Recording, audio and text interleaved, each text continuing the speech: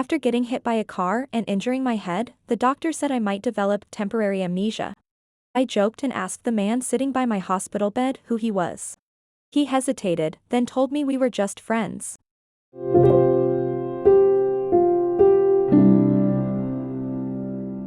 Chapter 1.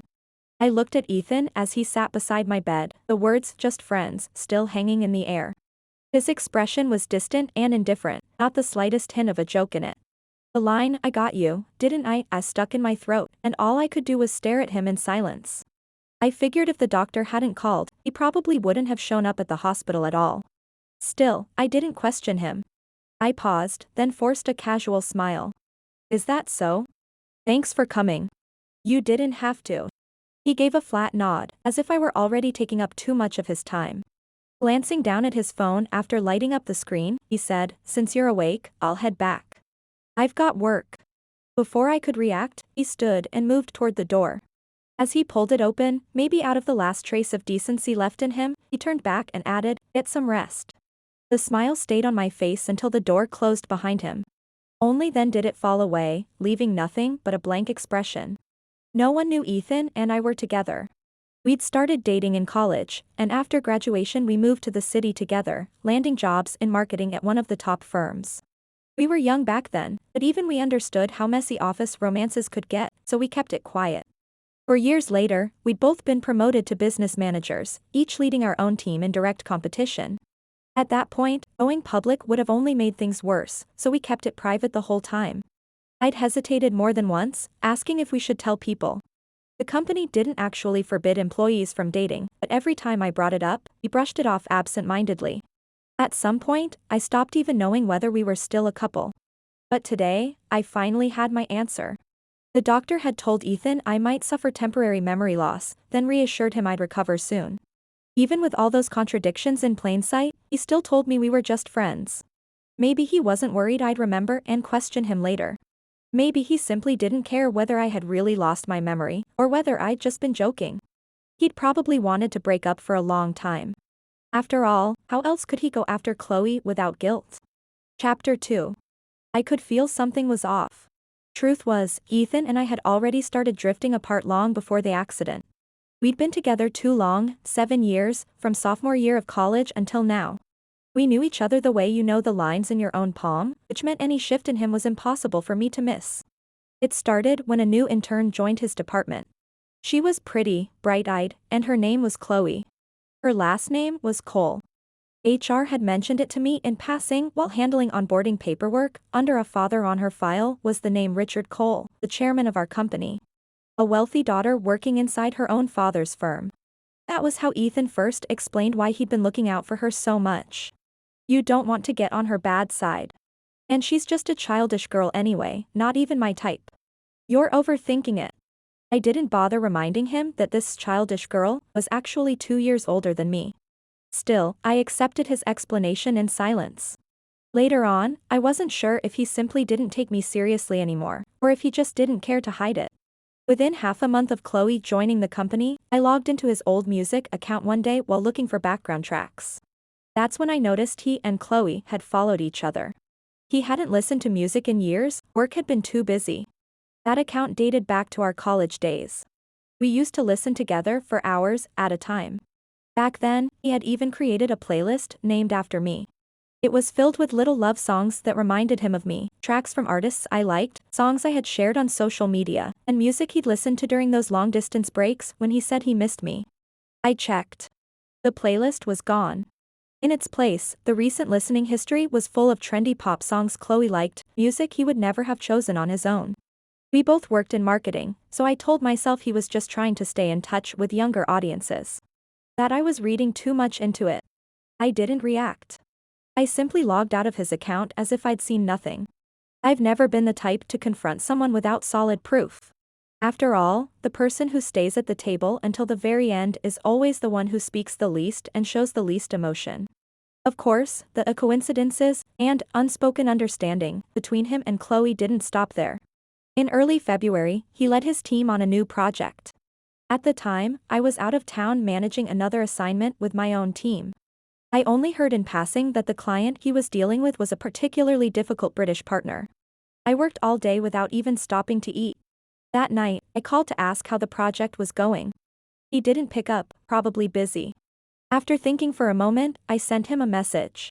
He never replied. Later, I saw a group photo he posted on social media. The whole team was there, Chloe standing beside him, flashing a bright smile with a peace sign. The project must have gone well. His caption read, "Know the client. Know the market." Chloe posted a similar photo with the caption, "And you'll win every battle." When I opened their profiles, I noticed they'd updated their bios with matching lines.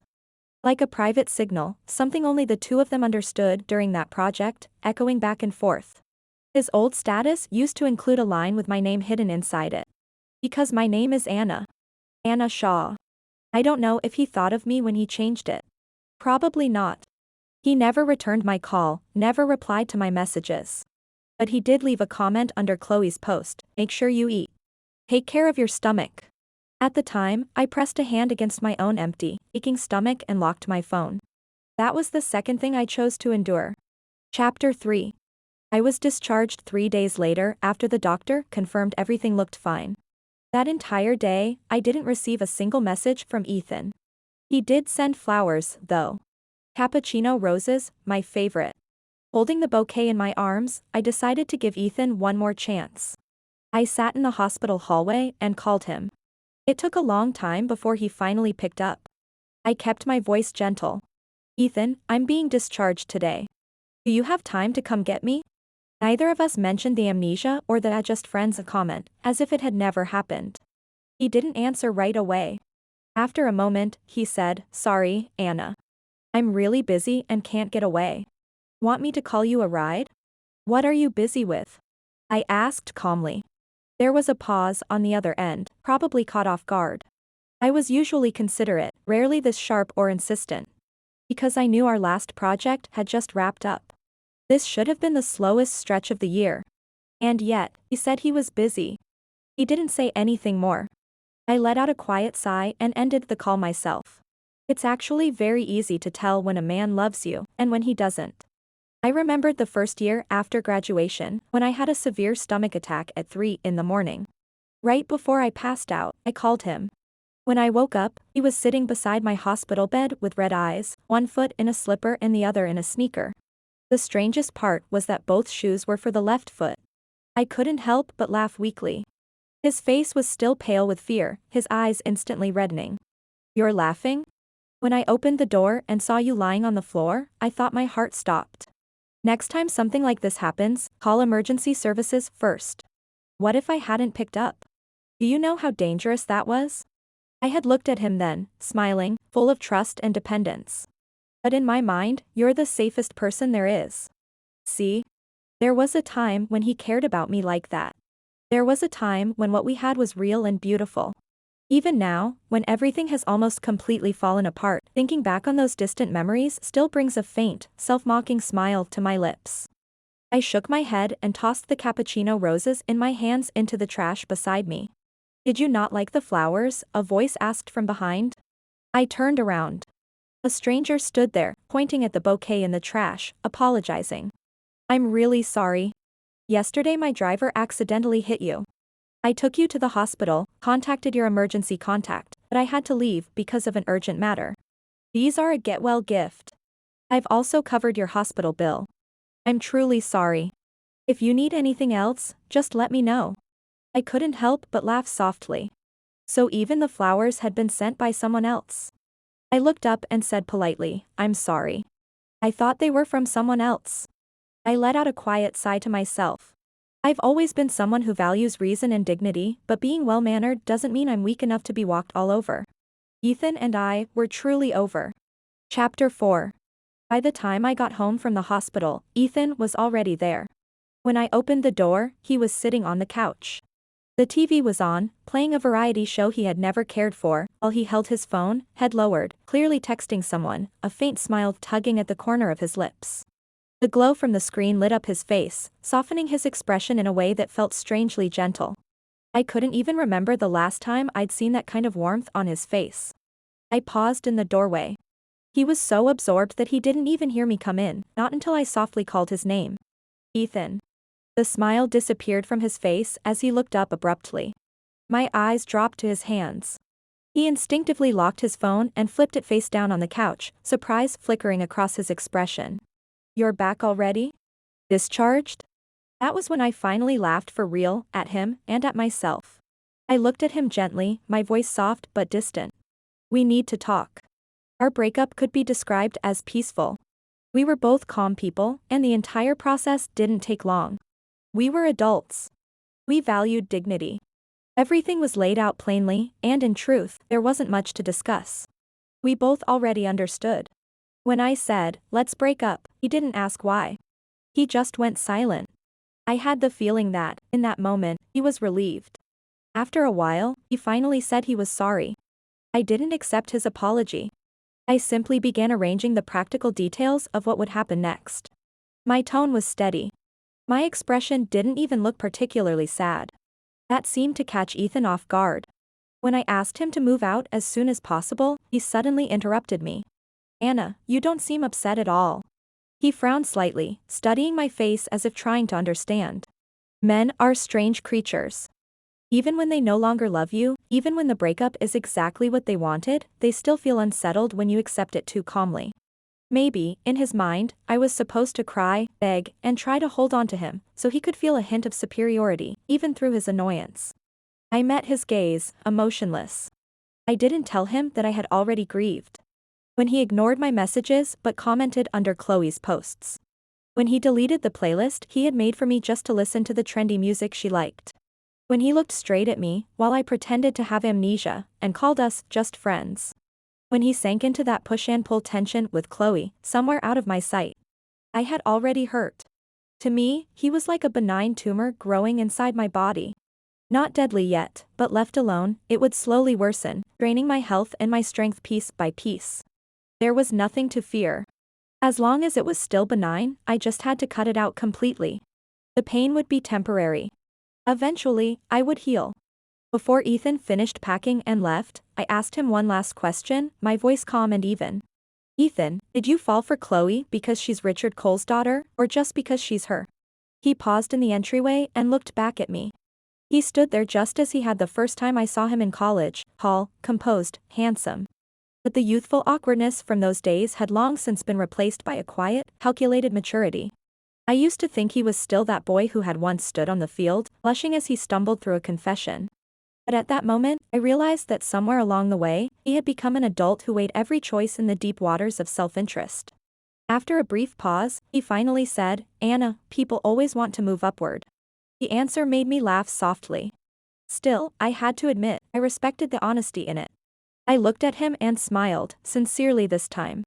"Ethan, then I wish you the best. I hope you go as far as you want and get everything you're after." His gaze settled on my face.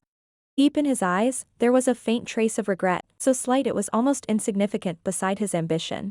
In the end, he let out a quiet sigh and said, "Anna, don't hate me." I didn't respond. Chapter 5. One of the downsides of an office relationship is that after the breakup, you still have to see each other every day. No matter what happens, life goes on. You still have to show up to work. When the cab pulled up in front of the company building, I saw Ethan and Chloe. They weren't alone, other members of their team were with them. It was around lunchtime. They were probably heading out to eat together. Chloe looked lively, smiling brightly as she faced Ethan, gesturing animatedly as she talked. Ethan watched her with a soft smile, occasionally glancing at the traffic behind her. When she almost bumped into someone, he reached out and pulled her gently by the arm to guide her aside. Familiar. And yet completely foreign. After the breakup, he looked happy. I stayed in the car until their figures disappeared into a cafe near the office, then finally looked away. The driver glanced at me through the rearview mirror, curiosity written all over his face. "You got a crush on that tall, good-looking guy?" I smiled. "That's my ex-boyfriend." His expression shifted instantly from curiosity to awkwardness, as if he wanted to comfort me but didn't know how. I spared him the trouble. "It's fine. It hasn't affected me." When I entered the office, Ella spotted me immediately and hurried over. "Anna, you're back already? You should have told us, you didn't even let anyone visit you." I smiled as I walked. It was nothing serious. "See? I'm perfectly fine." How did the project review go? She followed me into my office with a stack of printed reports, handed them over, then glanced toward the open workspace outside. Seeing that no one was around, she leaned closer and lowered her voice. Anna, forget the numbers for a second. There's something I need to tell you. I set the papers down and looked up at her. For some reason, she seemed irritated, her brows drawn tight. Anna, you know Albert's heading out next month to take over another office, right? Everyone's saying once he leaves, the director position that opens up will come down to you and Ethan. You two have been neck and neck performance-wise for years. I'm not trying to gossip.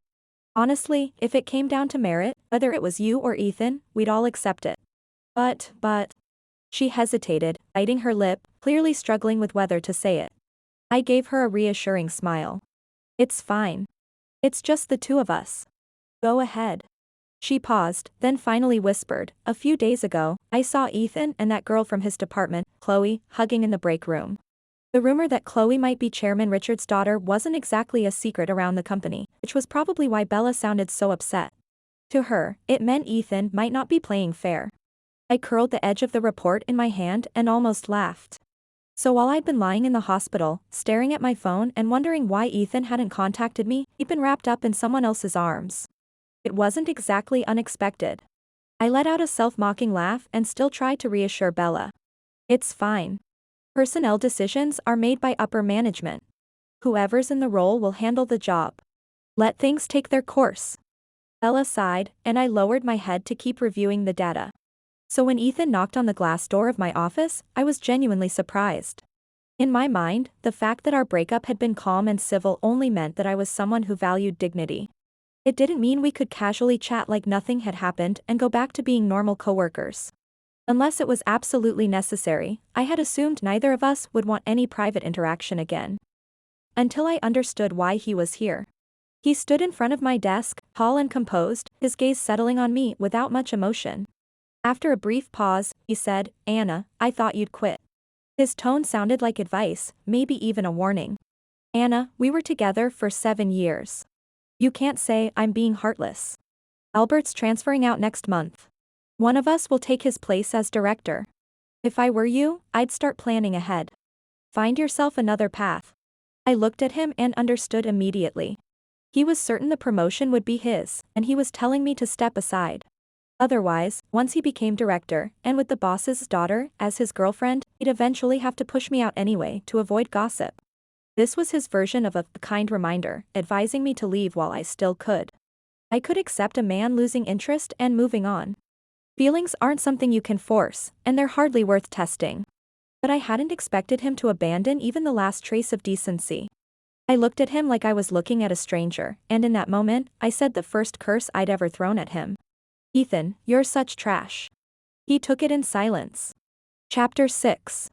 The first time Chloe and I faced each other directly was about a week after that conversation with Ethan.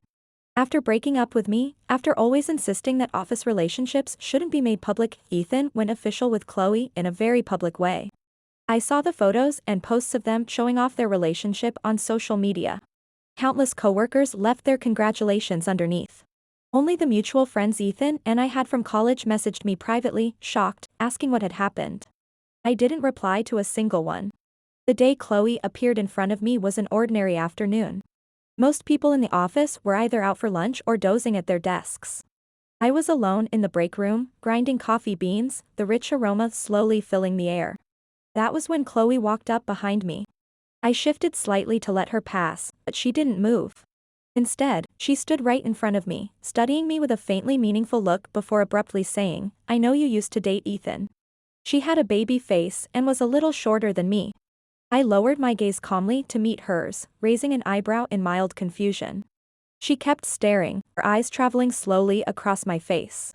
When she didn't get the reaction she seemed to expect, disappointment flickered through her expression. After a brief pause, she continued. I saw the playlist he named after you. You didn't do a great job keeping that relationship secret. I stayed silent, patiently waiting for her to finish. She went on, my dad really likes Ethan. You know that.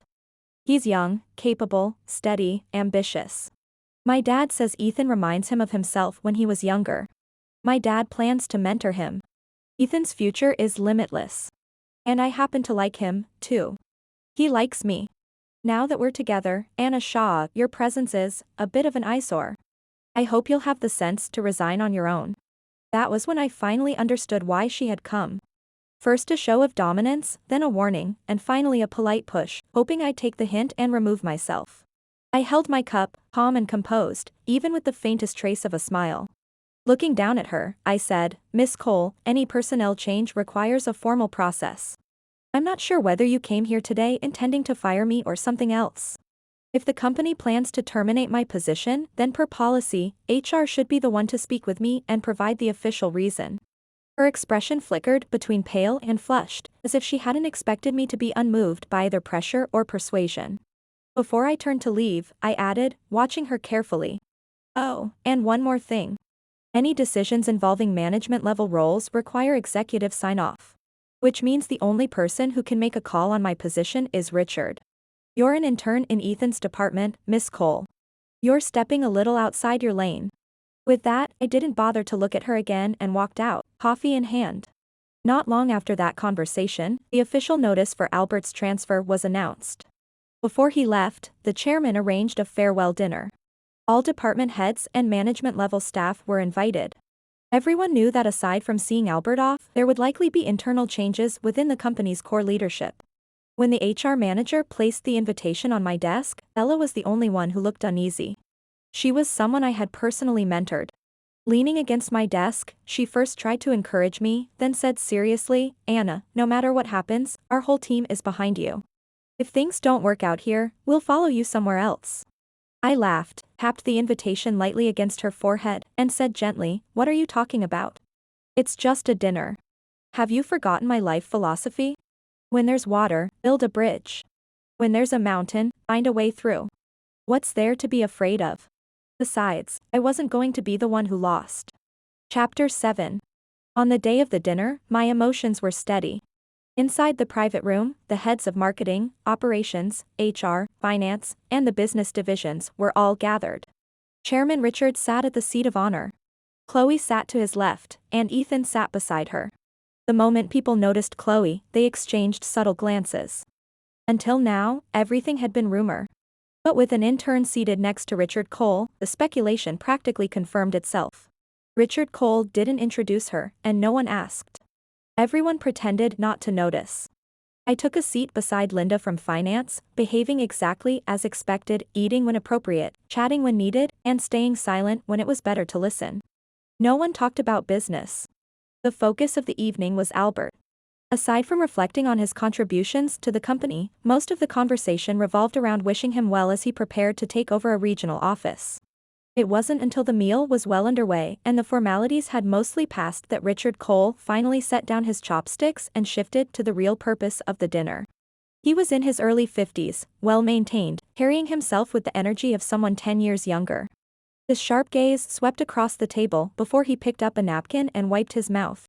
"There's something else I'd like to address tonight," he said. I set down my utensils and looked up at him. Out of the corner of my eye, I caught sight of Ethan beside me, a faint smile at his lips, confident, composed, the picture of a rising star. Sitting next to him, Chloe smiled as well. Together, they looked perfectly matched. I looked away, lowered my gaze, and picked up the towel beside me, slowly drying my hands. Richard Cole's voice was low and calm. "As most of you know, I have only one daughter. When she graduated, I arranged for her to join the company. She's always been strong-willed and didn't want anyone here to know who she was. She wanted to start from the bottom and work her way up on her own. She's done well over the years. I've heard many of you praise her, and it's made me very proud. Now that the timing is right, and with Albert transferring out, I think it's time to formally introduce her to everyone." His gaze moved across the room before settling quietly on me, carrying both warmth and unmistakable pride. He extended his hand and said gently, "Anna, come here. It's time everyone knows who you are." I calmly set down the napkin and smiled. In the sudden, heavy silence, the only sound was the crash of a glass tipping over beside Ethan. I followed the sound and looked over. His expression was still controlled. He smiled faintly as he apologized, using a napkin to wipe up the spilled water, his movements steady, not flustered, not messy. But when he looked up at me, his face was a shade paler than before, the emotions in his eyes impossible to read. I withdrew my gaze without even glancing back. I stood up and, under the stunned looks of everyone in the room, walked toward the head of the table. I rested a hand lightly on the back of Chloe's chair and said politely, my voice soft, Miss Cole, would you mind? Somewhere in the room, I heard someone suck in a sharp breath. Once the purpose of the dinner had been achieved, the gathering ended quickly. I could already imagine the shockwaves this would send through the company by morning. What I was more curious about was Ethan.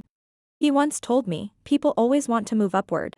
I wondered whether he still felt like he was climbing now. I didn't turn to look at him. I didn't even bother giving him a glance. Only as the room was clearing did he and a visibly shaken Chloe approach to say their goodbyes to my father. I heard him speak, his voice restrained and low. Mr. Cole, Miss Shaw. We'll be heading out. I said nothing. My father's gaze, sharp and probing, lingered on Ethan's face, then shifted to Chloe beside him.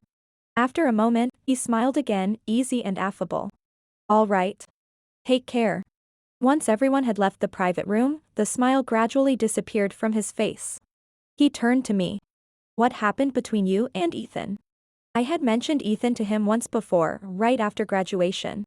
I never told him we were dating, but with his experience, he must have guessed. I smiled, meeting Richard Cole's assessing gaze, and said coolly, didn't you see? Chloe took him. Her mother was good at inserting herself into other people's relationships. Guess the daughter learned from her. I paused, then emphasized each word. Dad. Chapter 8. The last time I called Richard Cole Dad was when I was 7. It was right after he divorced my mother. I stood at the gate of the house, clutching his sleeve, asking over and over, Dad, why is Mom divorcing you? Say something. He didn't. I was too young to understand then. It wasn't until I grew older that I began to grasp the tangled resentments and regrets adults carried between them. My father and Chloe's mother had grown up together. She had looked down on him for being poor and married someone else. Later, he married my mother. She stayed by his side while he built everything from nothing, step by step. When he finally made it, Chloe's mother reappeared, with Chloe, fresh from a divorce of her own. Richard was young and proud back then. The memory of being rejected for his poverty had never truly left him. And the more it lingered, the harder it was for him to forget her. The details of that past were never something my mother talked about. In front of me, she always tried to preserve what dignity she could for him. She was a composed, self-possessed woman. After being betrayed, she divorced him cleanly and walked away without hesitation. After their divorce, Richard never married Chloe's mother. He kept her around, supporting her, while never missing a chance to remind her how foolish she had been to look down on him all those years ago. Chloe's original name wasn't Chloe Cole. Her last name had been Warren. She changed it to Cole at the age of 8, probably to win Richard's favor. She and her mother lived comfortably in the place that should never have been theirs. They didn't know I existed, but I knew all about them. I found out when I was 8. I had secretly gone back to the house without telling my mom and saw Richard celebrating Chloe's birthday. He held 10-year-old Chloe in his arms, her mother standing beside him. All three of them were smiling, like they were the real family. After that, I never called Richard Dad again. I barely saw him. All Ethan knew was that my parents were divorced, that I took my mother's last name, and that I'd changed my name to Anna Shaw. After I graduated, Richard asked me to join his company. His exact words were still clear in my mind. These past years, I've only ever had one child, you. Doesn't your mother understand that? You're my daughter. Everything your mother and I built together, who else would I give it to? That woman has been trying to get her daughter into the company for years. I turned her down every time.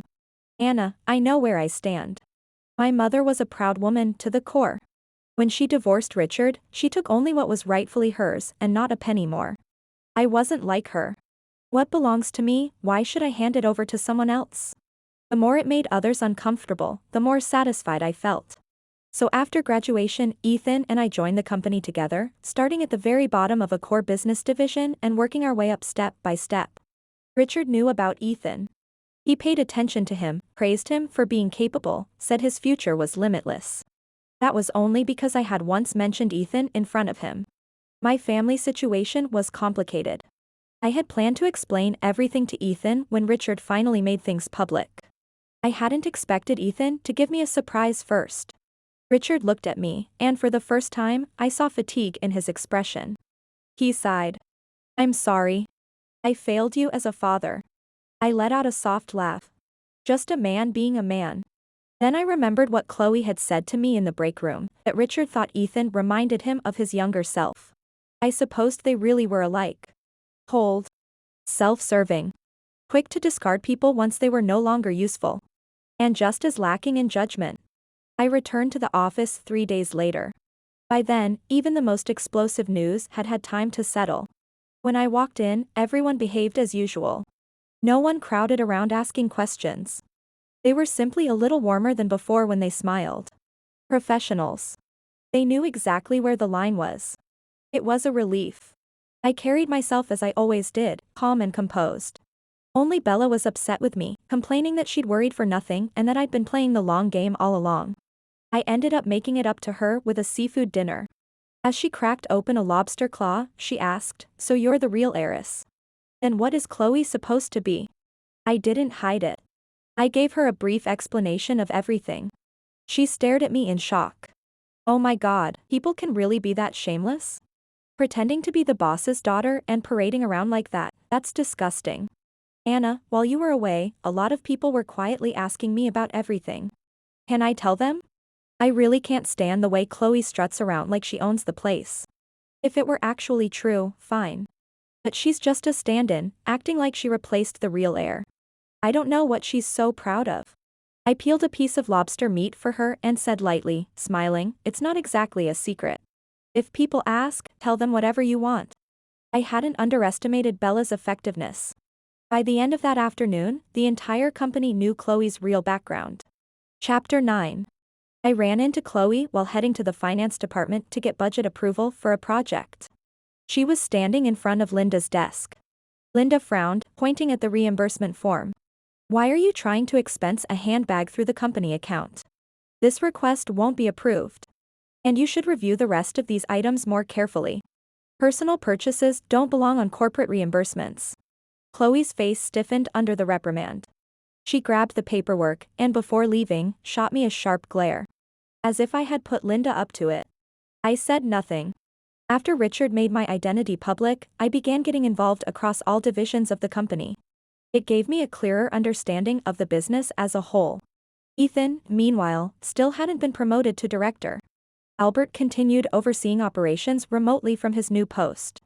With my responsibilities shifting upward, my former manager role opened up. Bella still needed more experience, so the company brought in a department manager from another major firm to take over my position. Once the personnel changes were finalized, messages of congratulations poured in from colleagues. Everyone except 2 people.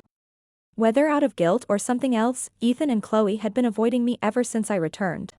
It wasn't necessary. I had limited time. The growing responsibilities across the company demanded my full attention.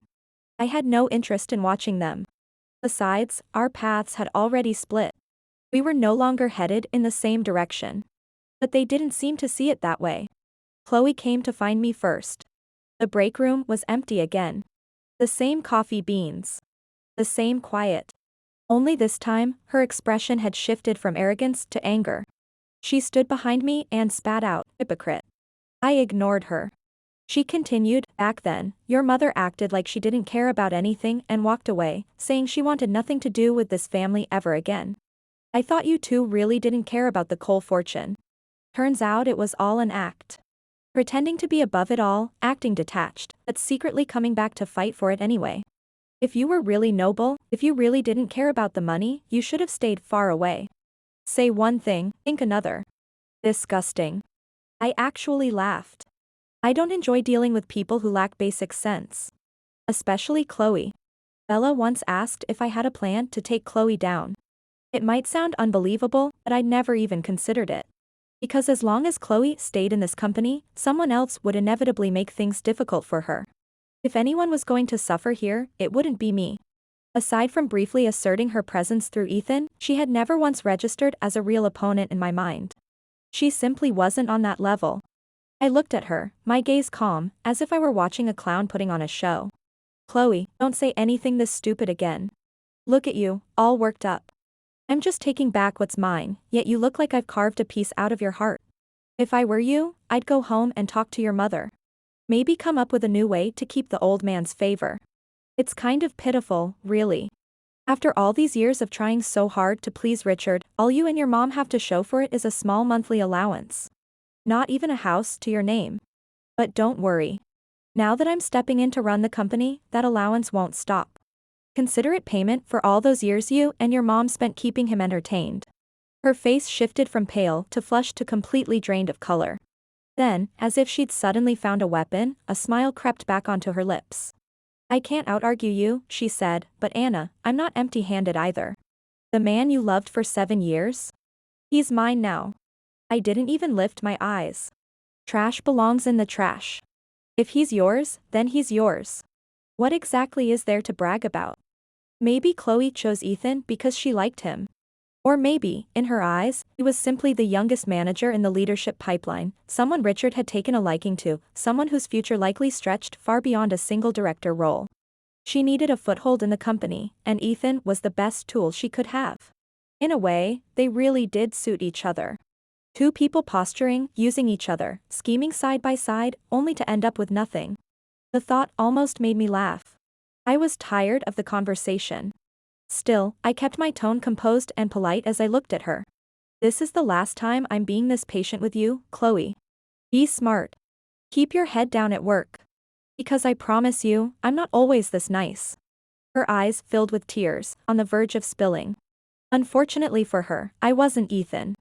I had no interest in playing the part of a gentleman. I stood there, smiling faintly as I watched the tears gather in her eyes, thinking to myself how strangely satisfying they looked. Chapter 10. Ethan's resignation didn't surprise me. I couldn't think of a single reason for him to stay.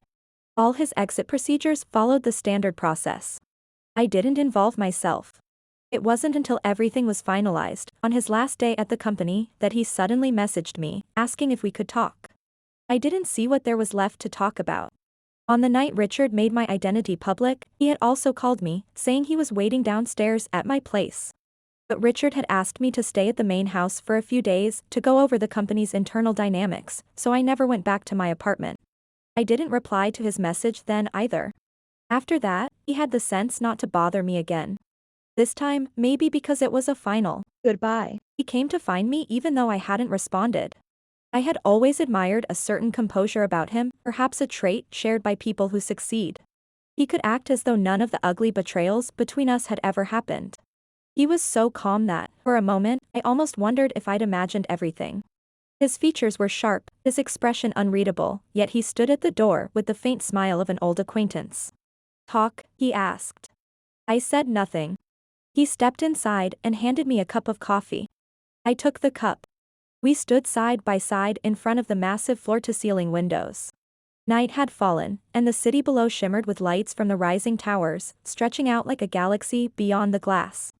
Beside me, I heard Ethan let out a quiet sigh. Do you remember when we first started working here? It had been nearly 5 years ago. 2 fresh graduates, standing in this same high-rise, looking out at the same city lights. Back then, he had walked in full of ambition, ready to prove himself, only to be assigned the most trivial tasks. Later, he landed a major contract on his own. I still remember how he clutched his stomach from drinking too much at client dinners, his face pale but his eyes bright with excitement as he looked at me. Anna, he had said, I'll build a home for you in this city. That deal eventually became his supervisor's achievement. Ethan received a $500 bonus. He used that money to take me out to dinner. We sat across from each other, steam rising between us. I couldn't see his expression clearly, but I remember his voice. It was the first, and last, time I heard something like confusion in it. Anna, he asked, how long will it take for people like us to actually make it? After that dinner, I went to see Richard. Ever since he divorced my mother, she had never seen him again, let alone accepted his money or resources. Even when he gave me a credit card with no limit, neither my mother nor I had ever used it. That was the first time I asked him for help. For Ethan. I still remember Richard's expression, surprised, almost pleased that I had come to him. But I also remembered his words.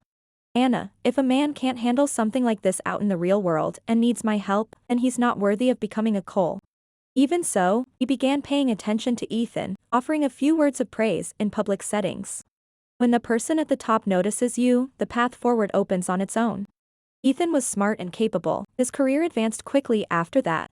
I just hadn't realized that somewhere along that climb, we had drifted further and further apart. Like someone chasing status at any cost, he had chosen to rise through the favor of a princess. Maybe, to him, that was what truly counted as success. His voice pulled me back from the past, heavy with nostalgia. How did we end up like this? I let out a short laugh. Ethan, don't try to play the nostalgia card with me. I understand why you chose the path you did before. But now, don't make me lose what little respect I still have for you. He smiled too, tilting his head as he studied me, saying nothing more. After a moment, the smile slowly faded, replaced by something more serious. So we can't even be friends anymore, he asked. Anna, I betrayed you. You kept things from me. Doesn't that make us even? Ethan. I let out a quiet sigh, meeting his gaze without a ripple of emotion. I don't know what you mean by even. The idea that we're even only works because I'm Richard's daughter. Have you ever thought about what would have happened if I weren't? I'd be watching you sneak around with the chairman's daughter, all smiles and affection, while the two of you and your influence pushed me out. I would have had no choice but to resign. And with a non-compete hanging over me, my options would have been cut to almost nothing. Everything I built over the years, my work, my experience, everything I fought for, would have turned into nothing more than a stepping stone beneath you and Chloe. And while I stood out on the street, lost and starting over from nothing, I'm sure the two of you would have been up here in the city's tallest towers, enjoying the best life had to offer. Ethan, tell me now, are we even? How do you think we could ever be even? I looked at his pale, unfocused face and smiled faintly, distant and detached. Then I spoke, polite and measured. Ethan, there's no such thing as even between us. What you owe me, you'll owe for the rest of your life. And I have no intention of forgiving you. From now on, we go our separate ways. If we ever meet again, we'll be nothing more than strangers. I didn't waste another second on pointless conversation. I lifted my wrist to check the time and said, courteously, you should go. The way he left was unsteady, almost stumbling. I hadn't seen him look that shaken in years. But it was a path he chose himself. Chapter 11. Later, I ran into Ethan once or twice at industry conferences. By then, I had already taken over Richard's position. Wherever I went, people gathered around me. He stood at the edge of the crowd, starting over at a new company, climbing his way up again from the bottom. He didn't even have the standing to approach me. Much later, during a dinner with Richard, I occasionally heard him mention Chloe's relationships. He said she'd been deceived, used for her money and her feelings, without even realizing it. I didn't know when Ethan and Chloe had broken up. But when two people come together for profit, it's hardly surprising when they part for the same reason. I held my teacup and looked out at the garden in full bloom. April had deepened into spring. Another year had already slipped by. Everything that once felt overwhelming now lay far behind me, like a river crossed long ago. At this point, my love life is a public service announcement. Free of charge.